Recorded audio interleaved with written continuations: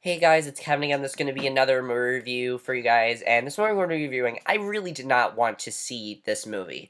I didn't really have any desire to see it, but it got leaked on the Solar Movie. There were three movies that actually got leaked on the Solar Movie today, and I thought that this one, out of the three would be the one that I should start with because it's the longest, and that movie we're going to be reviewing is Black or White. Now, I saw the trailers for this movie two times. The first time was when I saw Big Eyes. Second time was when I saw Imitation Game, and it looked extremely cliched and, very just generic. Nothing special about it. It looked like it was trying to throw messages in your face.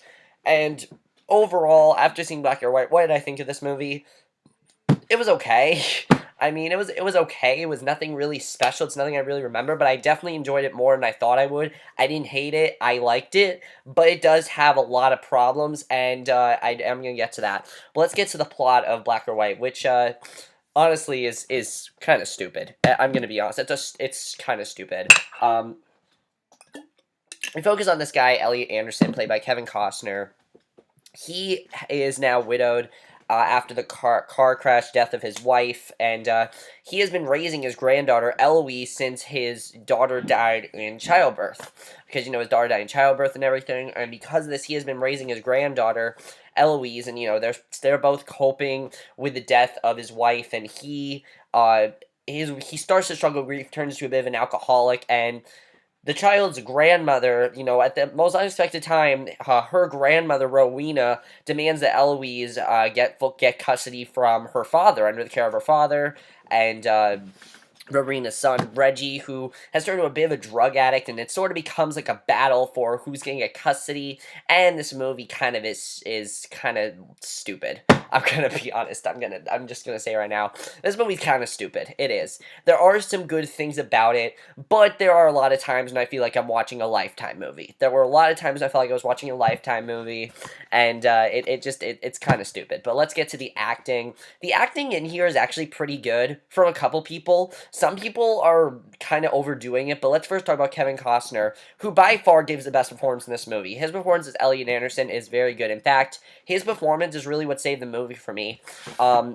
You really care about his character. You want him to get the custody. You want him to, his interactions with Eloise are just so well done. He's such a good father, he's such a good grandfather to her, and he's such a good, father figure for her, and I really liked his character a lot. He really was a fantastic character. In fact, he has the most meaningful speech of the movie, which is all about how just because he thinks of certain black people, just because he hates certain black people doesn't mean he hates everyone. Just like how he looks at a woman's when he looks at a woman, the first thing he thinks about are her tits and everything. And I thought that was a very inspiring speech. I definitely really enjoyed that. I think Kevin Costner, that's really the one thing that I took away from this movie was his speech. I'm like, that's a really meaningful speech, definitely. Really meaningful speech, and honestly, probably the best part of this movie was that speech in the courtroom. Definitely. I think that his speech was very well done, and just a really well done speech overall. He really did a fantastic job with that speech, and I thought he overall gave a really good performance.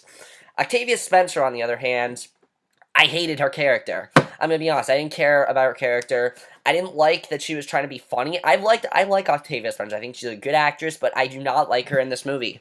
She's not funny. She's trying to be funny, and she's not funny.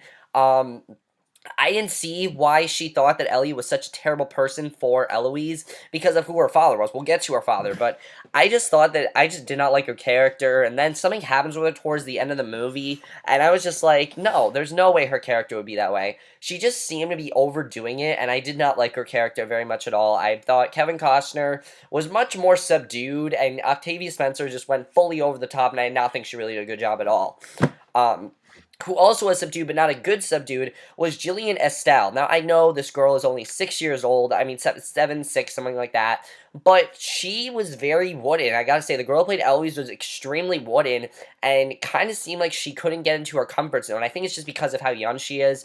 I will say, though, the best part of this movie is the relationship between Ellie and Eloise. So many great scenes between them, and they just work really well together. You really felt like they were grandfather and daughter in real life. They really are very well done in that aspect, and I thought, the girl who played Eloise overall, she had some good scenes, but there were some scenes where I'm just like, just act a little bit more. Come on, like you can do so much better than that. Like there was a scene where she's in a pool and you suddenly see her just like there's a scene where Elliot tells her, "Do you want to go swimming?" And her face just like lights up about it, and it's like, where was that in the other? Where was that in this scene of the movie? Like seriously, she has the talent. It just seems like she kind of wasn't in her comfort zone until a little bit later into the movie. So that's really my only complaint with her. But I thought her relationship with Kevin Costner, like their relationship overall, was very well done.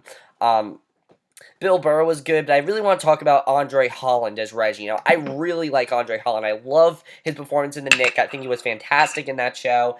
And it was interesting to see him in a different kind of role here because this is a role where he plays her father and he's sort of like a druggie. My problem with his character is that why would Rowena ever think that Reggie is the right person for Eloise? He's a drug dealer. He doesn't even care about her. He literally says in the movie, "I do not want custody," and yet Rowena wants to get him custody. It really annoyed me. I thought overall Andre Holland did a very good job because I've never really seen him do something like this, and it's interesting to see him do like a sort of like the bad guy role, but I just thought overall was sort of dumb that she thought that Reggie was a better person than Elliot, just because Elliot is white and Reggie was black. That's literally her only explanation. That's one of the things I do not like about this movie. It's just that the way the movie goes, some things about it are so annoying.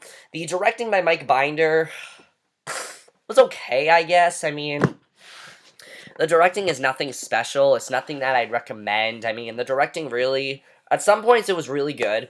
Definitely at some points it had some very good stuff. I'd say the first hour of this movie, I really enjoyed it. And then something happened. And then when we got introduced to her father, the movie just got silly for me. It really did. It turned into a Lifetime movie. It got really silly.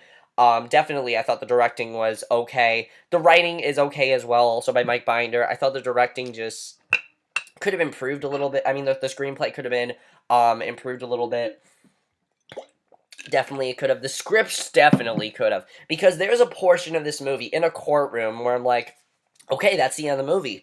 But no, the movie goes on for like another 20 minutes, and it's like you could have cut that portion out of the movie and just made the movie like a lot shorter than it was. This movie is definitely too long. It did not need to be 2 hours. It could have been like 100. It could be like 107 minutes. I would have been fine with that. But it drags on for way too long. Definitely. There's a fight scene in the movie. It's absolutely ridiculous. There's a scene toward the end of the movie where I was literally laughing, and you're not supposed to. It is an unintentionally funny scene. And I was laughing at it because I thought it was ridiculous. I really did. I thought it was a ridiculous scene and just really dumb.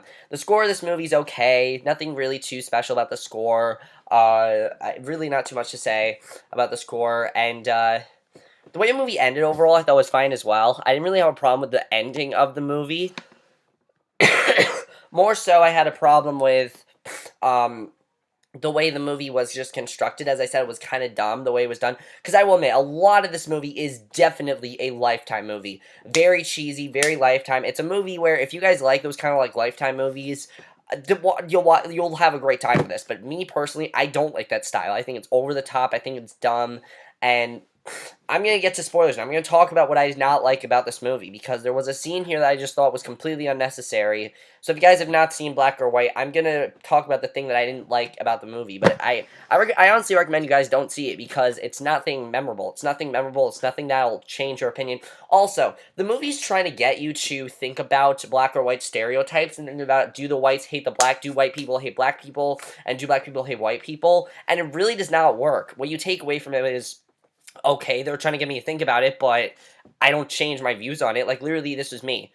Alright, fine. I agree with what Kevin Costner said. I really do. I mean, that's really all I remember about the movie. That's all I'm going to take away is his speech, which was a very well-done speech. Also, the courtroom scenes in this movie are very boring, but that's typical of me. I don't like courtroom dramas, you guys know that. But there are some courtroom scenes that just went on way too long, and it did not need to be filled courtroom scenes with all these courtroom scenes, as many as they were. There were way too many courtroom scenes, and I just did not like that.